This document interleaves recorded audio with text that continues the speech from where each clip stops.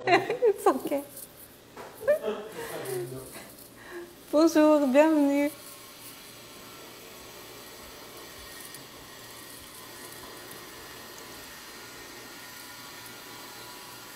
J'attends Julia pour un live ensemble.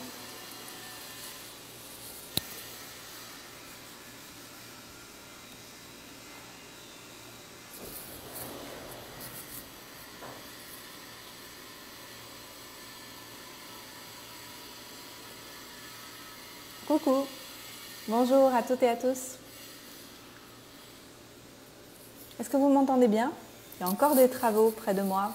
Je ne peux pas l'empêcher, c'est partout dans toute la ville. Bonjour. Coucou. J'attends Julia Espérance qui va faire partie du live avec moi.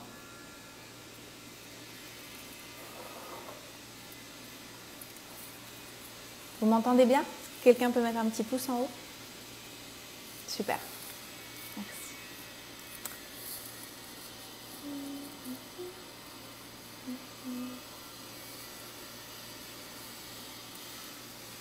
J'attends Julia Espérance avec qui on va parler de nos parcours respectifs.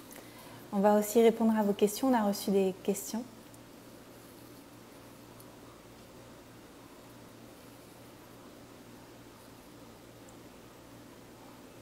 Alors.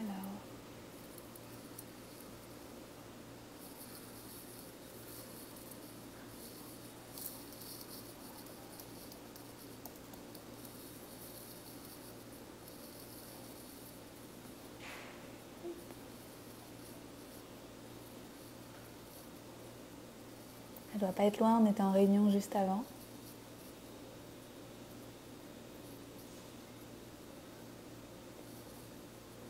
Ah, elle ne me voit pas, elle voit pas le live. Ah, voilà.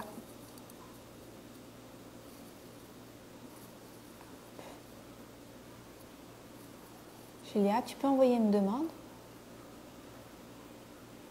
Ah, voilà.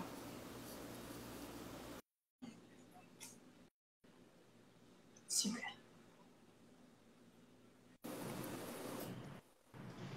Yes. Salut. J'ai été coincée à la porte.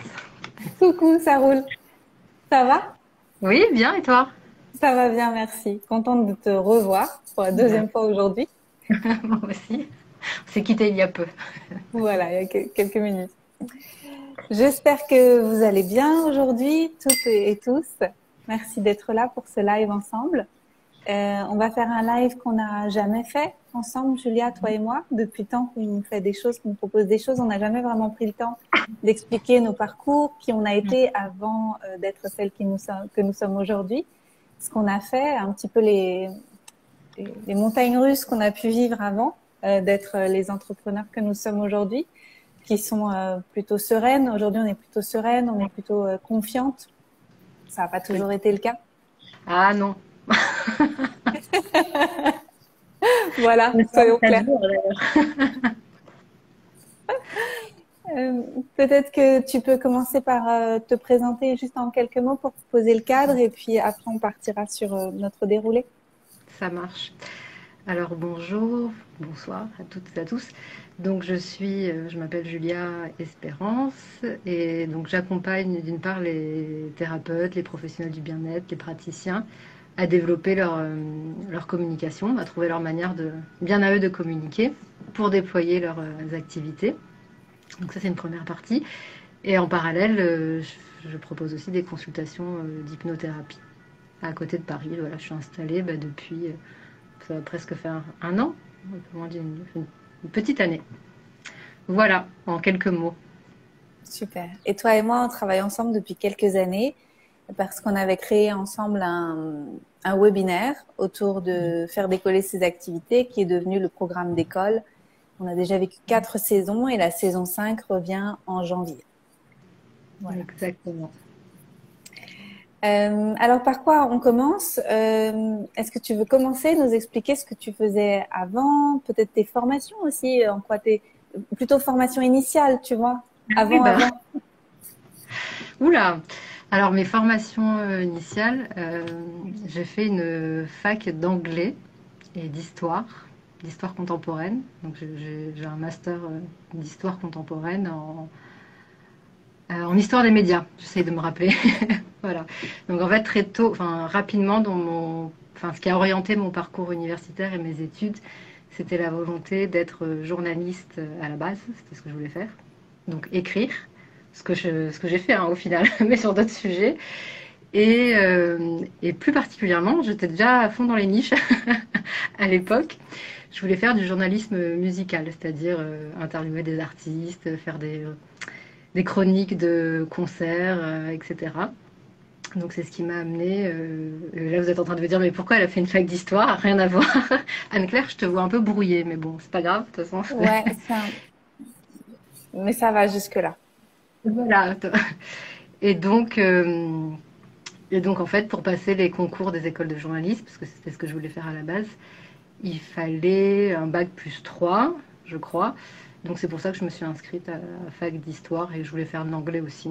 C'était bien pour la culture G, pour les questions qu'il allait avoir. Et après, tout au long de... Coucou Laura. Et tout au long de ce parcours universitaire, j'ai fait des stages pour tester, voir si ça me plairait. Donc dans des rédactions, en presse, en radio, en production audiovisuelle. Donc après, ça a été un peu mon chemin de me dire, tiens, il y a quelque chose avec les médias, transmettre une information, un message, d'une manière ou d'une autre. Et suite à ça, je me suis dit, bon, il faut que je sorte quand même de la fac. Ah oui, j'ai jamais fait les écoles de journalisme, au final. En fait, je me suis rendu compte que sur le terrain, j'arrivais à le faire sans école. Donc voilà pourquoi passer par... T'as bien fait, parce que les journalistes aujourd'hui, Voilà. Donc finalement j'ai pas fait ça et je me suis dit ah tiens pourquoi pas faire de la production audiovisuelle finalement ça peut enfin de faire des documentaires ce genre de choses et j'ai fait après un autre je suis sortie de la fac et j'ai fait on va dire 6 mois en école de commerce c'était vraiment 6 mois hein. Vraiment avec une spécialisation dans le monde de l'audiovisuel des médias de la production voilà et mon parcours on va dire académique s'est arrêté là et ensuite j'ai fait un stage donc pas du tout en production audiovisuelle, hein. À chaque fois ça m'a emmené ailleurs, mais dans un institut d'études assez connu qui mesure l'audience télé en France. Et donc en fait j'y suis restée 8 ans je crois, et mon boulot c'était de faire de la veille, donc c'est-à-dire regarder, faire de la veille sur tous les programmes télé qui étaient lancés dans le monde, donc dans plein de pays. Et à partir de ça, rédiger des études, en fait, des études de tendance pour dire, voilà, en ce moment, la tendance est de regarder des fictions ou des documentaires, et il y a telle et telle thématique. Et ça m'a plu un certain temps. Et l'optique après de ces études, c'était de les vendre en fait à des chaînes télé pour leur dire où est-ce qu'il fallait investir, quel type de programme acheter. Et ce qui me plaisait bien derrière ce boulot de veille et d'observer ce qui était créé, c'est de voir en fond en fait les tendances un peu de société, parce qu'il y a quelque chose qui transparaît quand même de ce qu'on regarde, quoi. Que ce soit on devient un peu plus stupide avec les années, non? voilà. Et après, je suis arrivée donc c'était sympa au départ.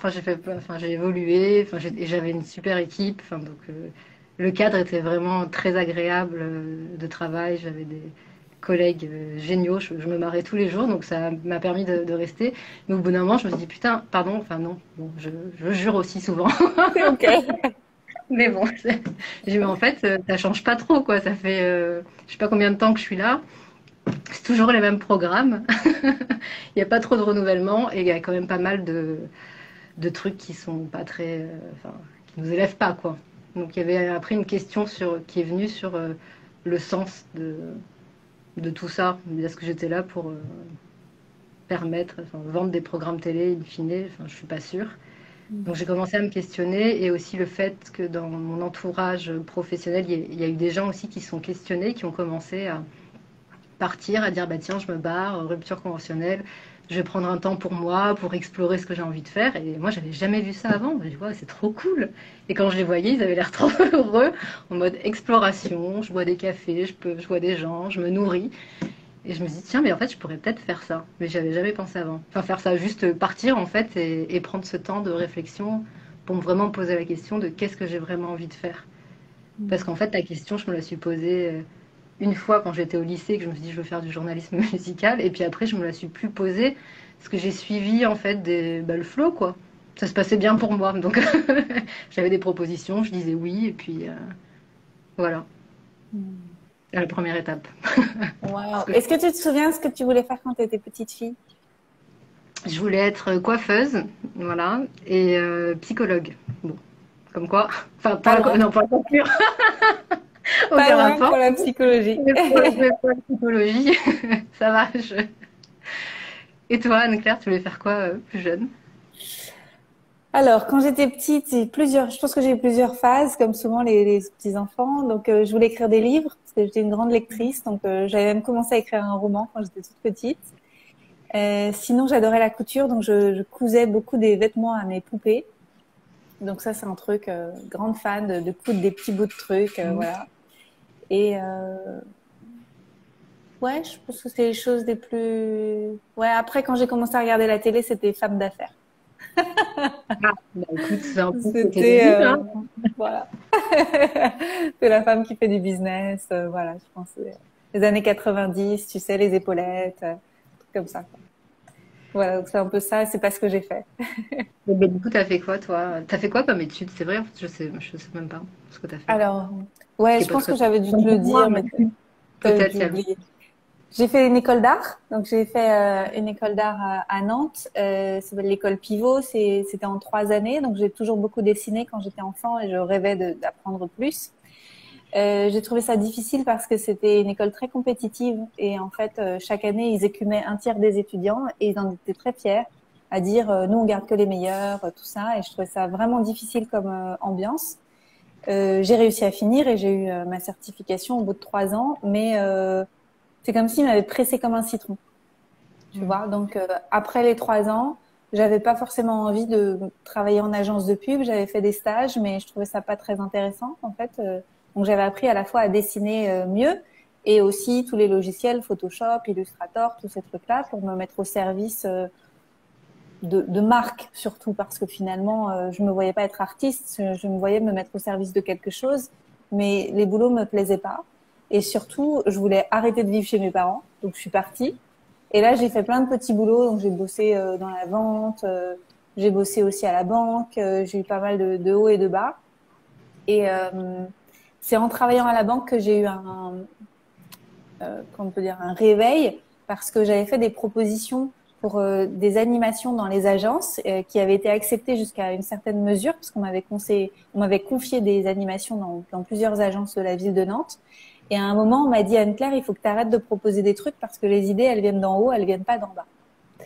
Et ça m'avait fait un gros choc de voir ça parce qu'en fait, moi qui étais en bas, j'avais des bonnes idées parce que j'étais sur le terrain.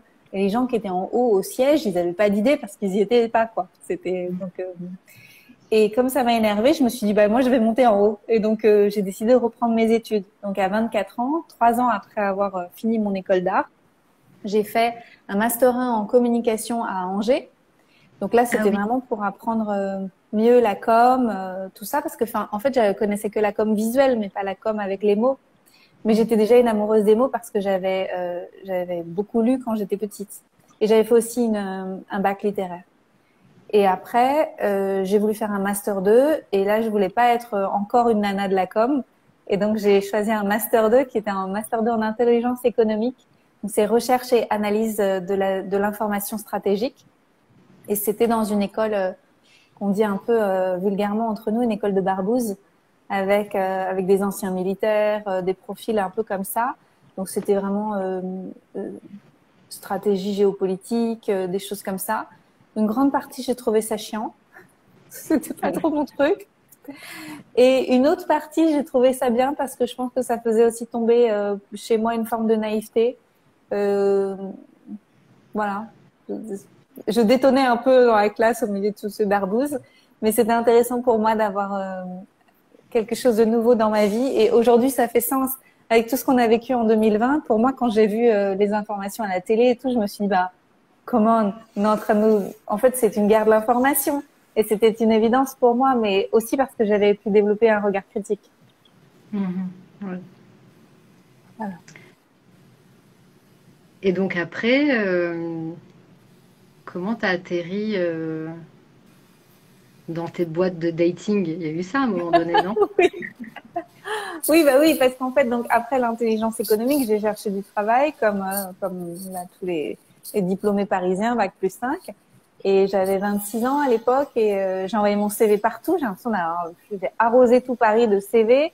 Je me rappelle avoir fait des entretiens où je prétendais être quelqu'un d'autre pour être embauchée parce que mon chômage arrivait au bout, etc. Enfin, c'est la galère, quoi. Et finalement, j'ai trouvé un job qui m'a plu.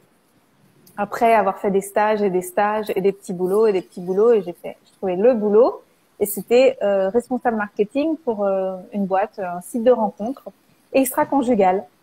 Et donc, Ah, il me propose le boulot et je dis oui tout de suite. Je trouve que c'est original, c'est frais, je me dis, ils sont honnêtes. Tu vois. c'est Donc, vrai. voilà. Et donc, j'étais la première salariée de cette boîte qui a cartonné. Et avant moi, il y avait que des stagiaires. Et donc, j'ai recruté les gens et je me suis occupée de la com, du marketing, de gérer les équipes en France et aux États-Unis. Ils m'ont envoyé aux États-Unis. C'est une aventure qui a duré 2 ans et demi et j'ai adoré. C'était vraiment super. Jusqu'à ce qu'ils me licencient, vraiment du jour au lendemain, comme une malpropre. Parce qu'ils avaient fait un peu des arnaques, des montages financiers et tout. Ils ont eu un gros contrôle fiscal. Et j'étais pas très aidante. C'est plutôt, Ok. en fait, je défendais beaucoup l'équipe. Je suis un peu la défenseur de la veuve et de l'orphelin, moi. Je défendais beaucoup l'équipe et ils ont pas trop kiffé. Donc ils m'ont fait faire mon carton et je suis partie et j'étais licenciée comme ça. Je suis allée au Prud'homme et j'ai gagné, mais ça a pris 1 an et demi. Et c'était euh, émotionnellement challengeant pour moi cette aventure des prud'hommes. Mais en même temps, j'avais découvert la naturopathie. Donc juste avant de me faire licencier, quelques mois avant, j'ai découvert la naturopathie pour régler mes problèmes de sommeil. Et je pense que la vie, elle était très intelligente parce que elle me montrait, regarde là où tu dois mettre ton attention. Tu dois mettre ton attention pour être bien, pour trouver ton équilibre de vie, pour t'occuper de toi, écouter tes besoins. Et j'ai toujours eu un peu le profil de la bonne élève qui fait tout ce qu'on lui dit de faire. Quand on lui dit tu fais ça, ça va bien se passer. Et donc ma naturopathe m'avait donné plein de trucs à faire. J'ai tout fait. Comme j'ai vu que ça s'améliorait beaucoup, j'ai vu qu'il y avait un chemin pour moi qui s'ouvrait. Et donc quand je me suis retrouvée au chômage, c'est là où je me suis dit, bah, en fait, je vais créer ma boîte. C'est là où j'ai créé ma première boîte pour faire du conseil en communication et site de rencontre. Et en même temps, commencer les études de naturopathie. Ok, c'était à ce moment-là. Voilà. J'ai l'impression d'avoir vu 1000 vies. Les gens, quand ils me rencontrent, ils ont l'impression que j'ai 25 ans, à part les cheveux blancs qui arrivent là. Mais Ça, j'aime ça. j'ai 38 ans et j'ai eu 1000 vies. Il y en avait encore d'autres à venir, hein. Enfin, Encore d'autres dans amis. cette vie-là, je suis sûre. Clairement, clairement. Donc moi, je t'ai raconté mon moment décisif, parce que je me suis fait licencier et, euh, et j'avais découvert la naturopathie. Est-ce que toi, vraiment le tournant tout à l'heure, tu disais, c'est autour de toi les gens qui faisaient qui prenaient des congés sabbatiques, qui allaient Ouais. siroter des coconuts et réfléchir Ben, sur c'est le ça. sens de la vie, c'est ça? Moi, j'avais envie de faire ça. Et surtout, j'avais vraiment envie de partir, enfin, donc de faire ça, boire des coconuts et réfléchir à ce que j'avais envie de faire. Et surtout, là, à ce moment-là, je me dis, mais en fait, je peux faire autre chose. Quoi, je sais pas, mais c'est pas. Et je peux peut-être même faire autre chose qui n'a rien à voir avec ce que je fais déjà. Et en plus, ce que je faisais, c'était tellement spécifique que j'arrivais pas à me voir le faire ailleurs, quoi. Je veux dire, mis à part ce métier-là. Et je sais plus ce que je voulais dire. Et Le donc, tournant. le tournant, bah, c'était de voir effectivement les gens faire ça. Et aussi, dans ma boîte à l'époque, enfin, il y a eu beaucoup de monde qui partait. Enfin, c'était pas. C'était un climat pas confortable. Et un jour, je me suis réveillée, je me suis dit, bah, je vais demander moi aussi ma rupture conventionnelle. Et oui, et l'envie derrière, c'était que je voulais partir en voyage plusieurs mois. Donc, je me dis, Ce ça que tu serait as cool fait. d'aller. Ce que j'ai fait finalement, mais j'ai quand même attendu un certain temps avant qu'ils acceptent que je parte vraiment. Ben, enfin, oui, ils voulaient pas que je parte. Enfin, et avec mes termes, enfin, mes conditions. Et c'était possible, donc j'ai pu partir. Il m'avait offert aussi, enfin, pas offert entre guillemets, un bilan de compétences dans mon package. Et donc j'ai fait mon voyage en Asie. Et au retour, en fait, de ce voyage, j'ai commencé un bilan de compétences. Et ça m'a vraiment aidé. Ça a été la première action, donc la première fois que je me faisais accompagner, vraiment, en fait, d'avoir quelqu'un en face de moi qui me posait les questions, bah, qu'est-ce que tu as envie de faire? Quels sont tes talents naturels? Enfin, parce que moi, j'arrivais pas à voir ce que je pouvais faire d'autre que ce que je faisais déjà. Et donc avec elle, c'était vraiment une nana super. On a exploré bah, mes envies. Et donc dans mes envies, il y avait vraiment le mot liberté, c'est-à-dire je veux travailler quand je veux, où je veux, parce que j'avais envie de repartir. Ça, je l'ai pas fait finalement. Et avec qui je veux, dans des petites équipes, sur des sujets qui me parlent. Enfin, j'avais pas envie de faire tout le temps la même chose, être dans une grosse boîte où pour faire une action, il faut envoyer 40 mails. J'avais plus envie de ça. Et en fait, à la fin du bilan de compétences, elle m'a dit, bah écoute, par rapport à tout ce que tu me dis, tu pourrais peut-être te mettre à ton compte en tant que consultante. Et je sais pas en fait si, j'arrive pas à me souvenir si j'y avais déjà pensé. Je crois que j'avais déjà pensé, mais que je m'étais pas autorisée à le, bah, me projeter là-dedans. Et puis après, dans ma famille, mon frère était à son compte, enfin, a jamais travaillé en tant que salarié. Et je l'ai vu aussi galérer, donc je me disais, ouais, enfin, c'est quand même cool d'être salarié, quoi. Donc je pense qu'il y avait une petite peur quand même qui était là. Mais en même temps, quand elle m'a dit ça, j'étais contente que ça soit sa conclusion. C'était comme si j'avais une sorte de validation extérieure de quelque chose dont j'avais envie depuis quelque temps peut-être. Mhm. Et donc là, je dis, bah écoute, allez, ben roule quoi. Let's go, soyons indépendantes. Je sais pas du tout voilà, comment faire. Et en fait, très rapidement, bah, je me suis lancée à mon compte. J'ai ouvert un statut d'auto-entrepreneur pour facturer. Alors, avec elle, j'avais fait tout un travail sur ce que je pouvais proposer en tant que service. Enfin, donc, c'était des prestations de rédaction, enfin, vraiment d'études de marché, parce que c'était ce que je faisais aussi avant, mais aussi des choses en lien avec la communication, donc écrire des articles, des textes, etc. Et j'ai bossé dans un premier temps avec mon réseau qui me connaissait. Donc, j'avais même pas besoin de vendre quoi que ce soit. De toute façon, je savais même pas quoi vendre, comment le formuler. Ils savaient déjà en fait ce que je faisais, enfin, mes points forts. Et j'ai commencé à travailler de cette manière-là. Mais donc avec un catalogue de je peux faire ça, ça, ça, ça, ça. C'était beaucoup trop vaste. Et mon frère me disait, tu devrais te spécialiser dans quelque chose. Et moi, je voulais pas trop l'entendre. Parce que je dis, bah non, mais quoi, enfin, ça va me fermer des portes. Et puis à force pendant quelques mois, d'être là un peu, bah, je savais pas trop quoi faire. Je vends, mais à qui? Enfin, je vends quoi, à qui? Je me suis dit, bon, il manque quelque chose, quoi. Les bases, les fondations sont pas solides. Et à ce moment-là, j'ai fait un deuxième accompagnement. Donc c'était la deuxième fois du coup que je me faisais accompagner. Mais cette fois-ci, c'était un coaching de groupe en ligne. Bah, c'était d'école, version pas forcément pour les entrepreneurs du bien-être. Mais voilà, avec quelque chose en ligne, pour moi, c'était totalement nouveau, quoi. J'avais trop peur quand je rentrais ma carte. Enfin, c'était en 2017. Donc après, je sais pas si c'est une référence, mais moi, j'achetais pas beaucoup de choses en ligne à l'époque, hein, juste des billets d'avion, des billets de train. Et donc j'ai payé ce programme pour vraiment poser les fondations de mon activité et me questionner sur qu'est-ce que j'ai envie de faire, qu'est-ce que j'ai envie de vendre, à qui. Et la question de la niche s'est de nouveau posée. Et ce qui est très drôle quand j'y pense, c'est qu'il y avait beaucoup de gens qui étaient dans le coaching, l'accompagnement. Et moi, dans mes talents naturels, il y avait, je pense, le fait d'écouter, d'aider toujours, bah, comme toi, la veuve et l'orphelin. Et je me disais, mais jamais de la vie, je ferai du coaching, de la thérapie. Regarde ça maintenant. C'est épidermique. Je dis, ben non, franchement, j'ai déjà suffisamment à faire avec mon entourage. Je veux pas. Et voilà. Et donc ça a été vraiment ce qui a vraiment enclenché la reconversion, avec Olilab, donc la société que j'ai créée, et du coup mes accompagnements pour les thérapeutes et les professionnels du bien-être. C'était à ce moment-là que je me suis dit, ok, je peux peut-être proposer quelque chose à ces personnes parce que j'avais identifié des besoins. Je me disais, c'est con, ces personnes-là, donc vous, proposez, nous maintenant, plein de choses qui peuvent aider profondément d'autres personnes, mais je trouvais que c'était pas forcément mis en avant de manière sexy, entre guillemets. En fait, ma mère, des fois, me montrait des choses, des cartes de visite, des flyers, des sites, et je me disais, waouh, ça a l'air de marcher, mais moi, j'ai pas envie d'y aller parce que dans les mots, dans l'univers visuel, bah, voilà. Bon, peut-être que j'étais pas la cible, hein, j'en sais rien à l'époque, mais il y avait quelque chose qui...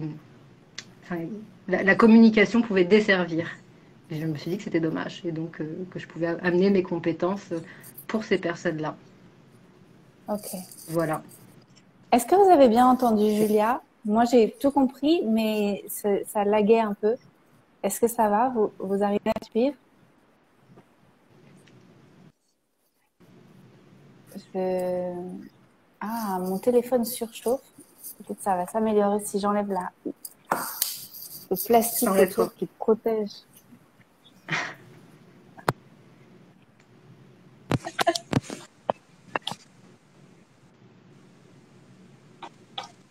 Bah, apparemment, c'est bon, on nous entend. Super. On ne se voit plus, mais on t'entend, on nous entend. Et, Bien. et voilà, et puis après, ce qui est beau maintenant quand je regarde dans le rétroviseur, c'est que je vois que bah, tout ce chemin que j'ai fait bah, depuis 2017, donc du coup en accompagnant les thérapeutes, bah, ça m'a permis de découvrir plein de pratiques de soins, de thérapie. Et puis à un moment donné, me dire, bon, bah tiens, ma cocotte, tu vas peut-être y passer toi aussi. Et choisir celle que, enfin, choisir une pratique, pas à pratiquer en tant que thérapeute, hein, j'en étais pas encore là, mais pour être accompagnée, on va dire, sur mes problématiques personnelles. Donc, et puis donc j'ai choisi, entre autres, l'hypnothérapie, donc pour moi. Et donc c'est comme ça bah, que j'ai découvert cette pratique, j'ai eu vraiment un coup de cœur, et puis après bah, ça m'a amené à me former et à Mm. pratiquer maintenant et à accompagner. Mm. Ouais, donc rien n'est fait, rien n'est là par hasard. Non. Je- Il y a quelqu'un qui a demandé comment on s'est rencontrés. Donc, on s'est rencontrés, c'est toi qui m'as trouvé sur les réseaux sociaux.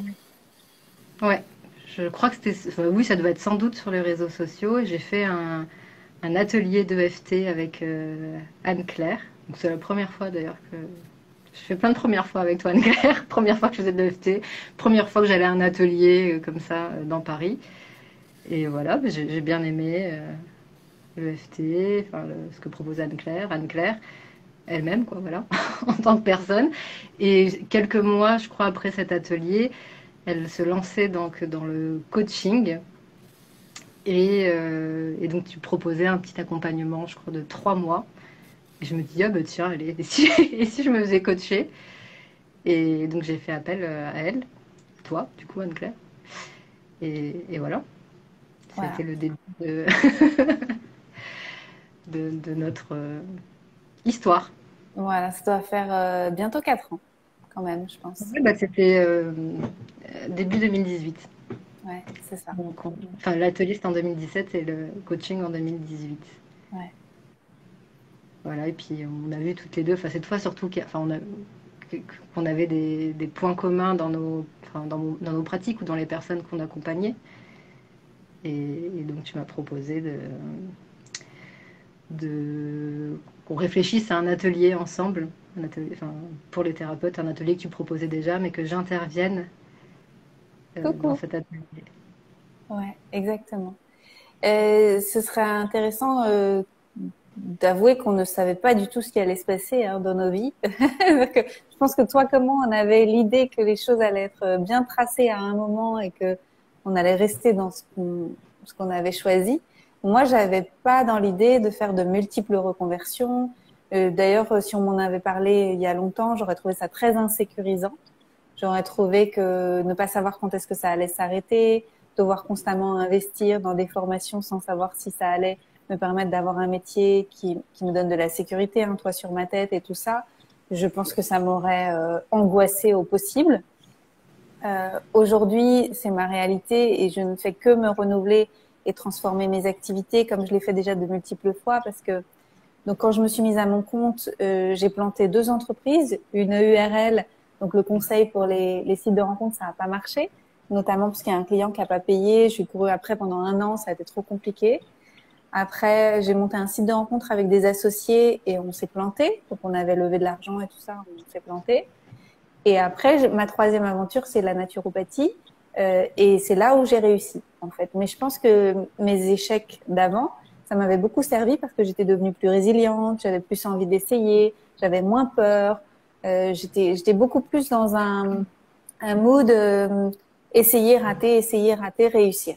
Alors qu'avant, j'étais beaucoup plus une flippette, quoi. Me dire si j'essaye quelque chose et que ça marche pas, ça va être la fin du monde, ça va être vraiment le bout de ma vie, je vais finir sous les ponts, voilà, tout ce truc-là. Et qu'en fait, ça, je l'avais déjà plus après mes 2 échecs entrepreneuriaux. Donc, quand je suis arrivée en naturopathie, j'étais déjà plus forte en tant qu'entrepreneur.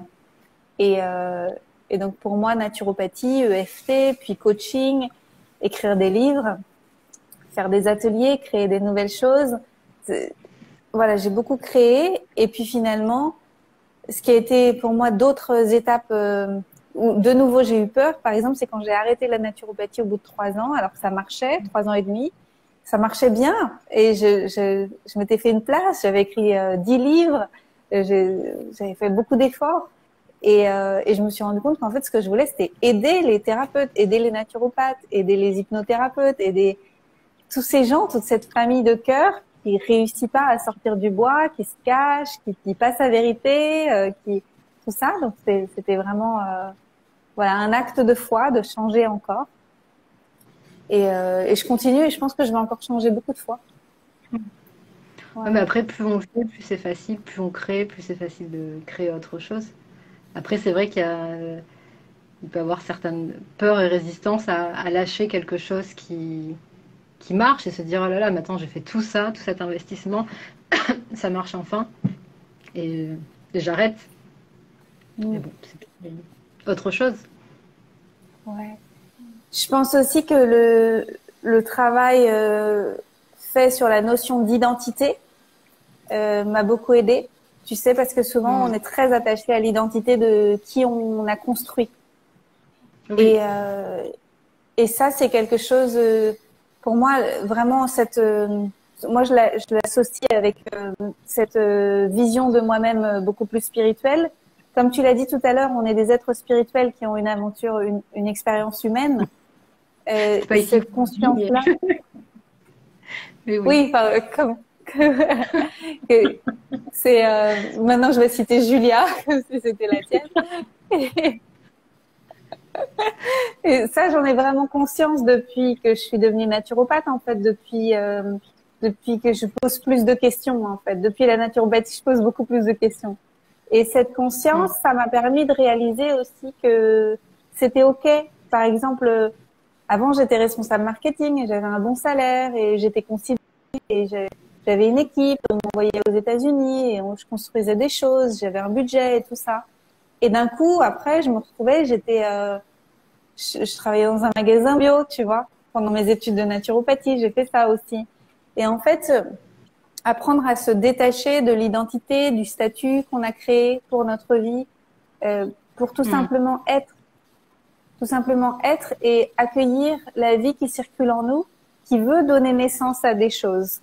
Et c'est une posture qui est beaucoup plus humble, qui est beaucoup plus, qui est moins dans la peur, qui est plus dans la confiance. Et c'est dans la co-création avec la vie. Est-ce que Mm. ça aussi tu Ouais, l'as ressenti ces dernières années?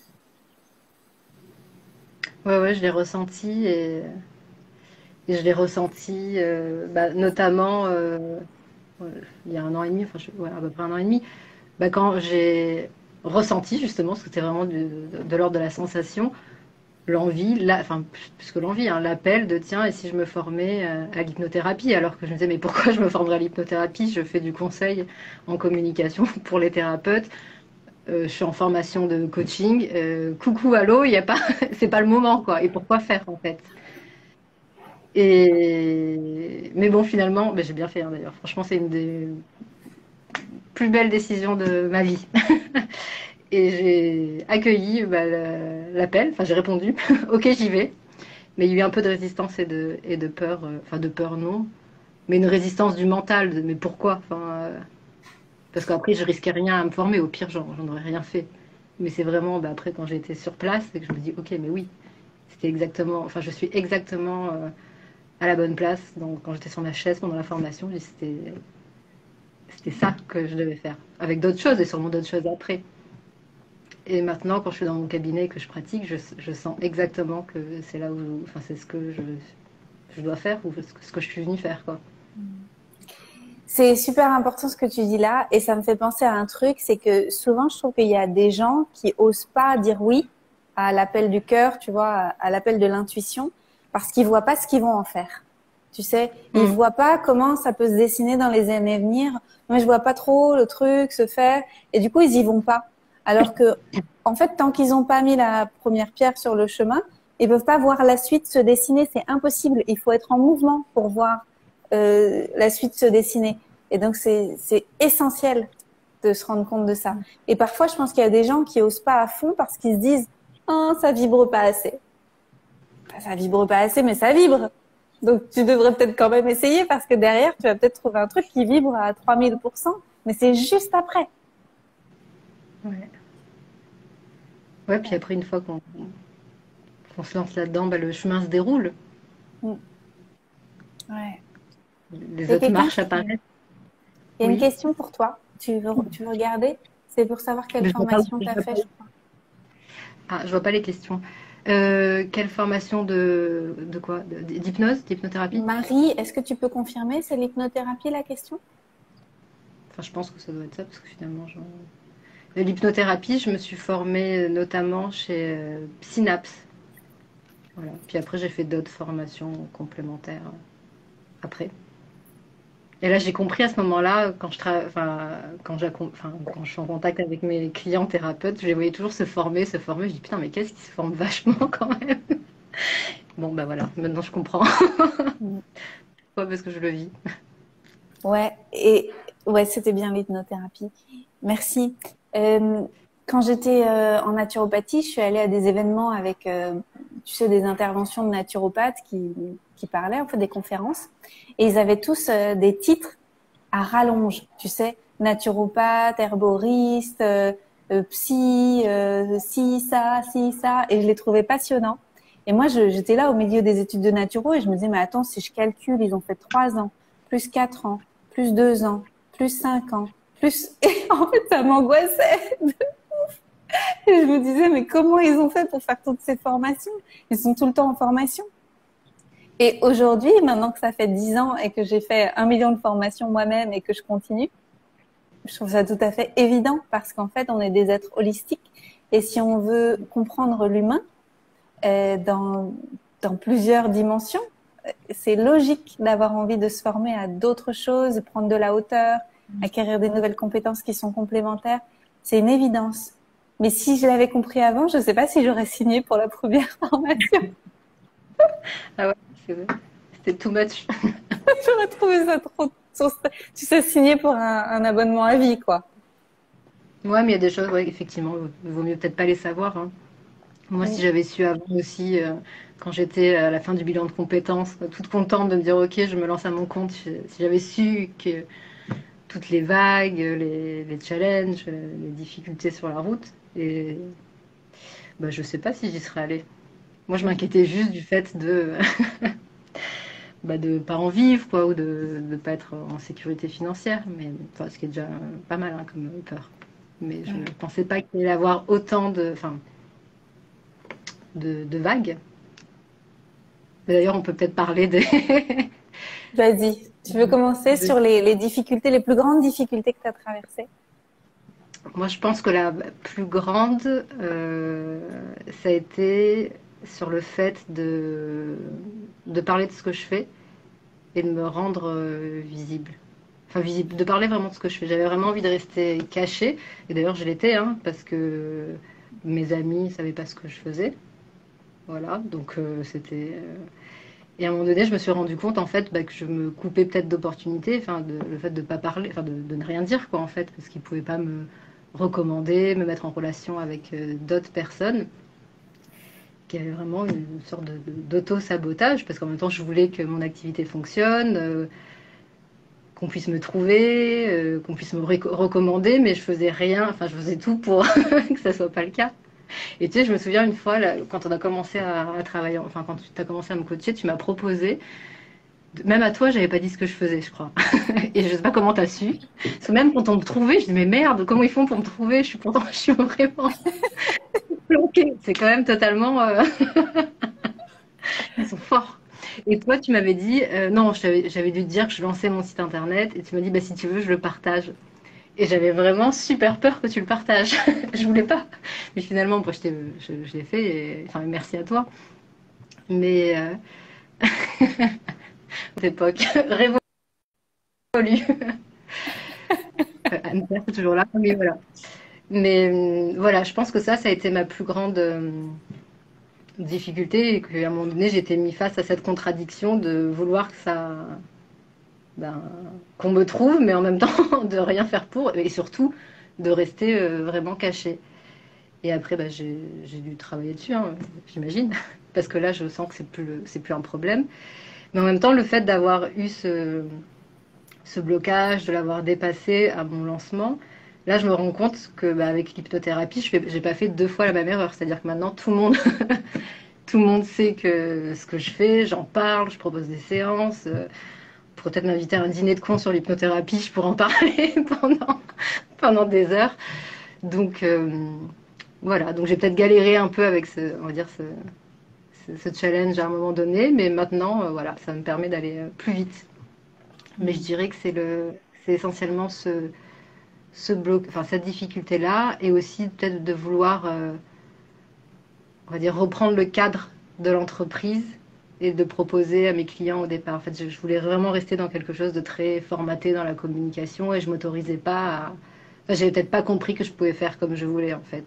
Donc il y a eu tout un travail de déconstruction de bah, ce que pouvait être peut-être la communication, le travail de communication, bah, de déconstruire ça comme je l'avais appris, on va dire, dans des grandes boîtes et voir bah, comment ça pouvait s'adapter à un nouveau, bah, d'autres personnes, à un autre public. Mm. Voilà. Mais au départ, je pense que je voulais reproduire des choses voilà, que j'avais pu apprendre, mais qui correspondaient pas, selon moi, aux personnes que j'accompagnais. C'est pour ça que maintenant, enfin, ce qui me fait vraiment plus que plaisir quand j'accompagne mes clients thérapeutes et les praticiens, c'est quand justement ils déconstruisent ce cadre. Que ce soit ce cadre de travail, leur cadre d'accompagnement, et surtout leur cadre de communication, et quand ils comprennent qu'ils peuvent faire différemment. Et trouver vraiment ben, leur truc à eux. Ça me Voilà pour parle. le cadre et la visibilité. Entre autres, hein, après il y a d'autres choses hein, sûrement, mais c'est... Et toi, Ouais. Anne-Claire? Je crois que tu avais un truc, toi aussi, tu étais un peu planquée au départ. Complètement. Donc, je partage complètement ce premier point que tu as soulevé, la visibilité. Pour moi, grosse peur de prendre la parole en public. C'était vraiment le truc, à la fois en ligne, à la fois dans des événements. J'étais terrifiée. Et en même temps, je voulais que personne le fasse à ma place. Donc, c'était un peu le truc, non, je veux pas que vous envoyiez quelqu'un d'autre pour parler de mon livre, mais je veux pas être celle qui le fait. Donc, il y a un moment, bah, faut faire un choix. Je me suis vraiment, oh non, ça Qu'est-ce s'arrête qu'il y le a? téléphone. Le téléphone est en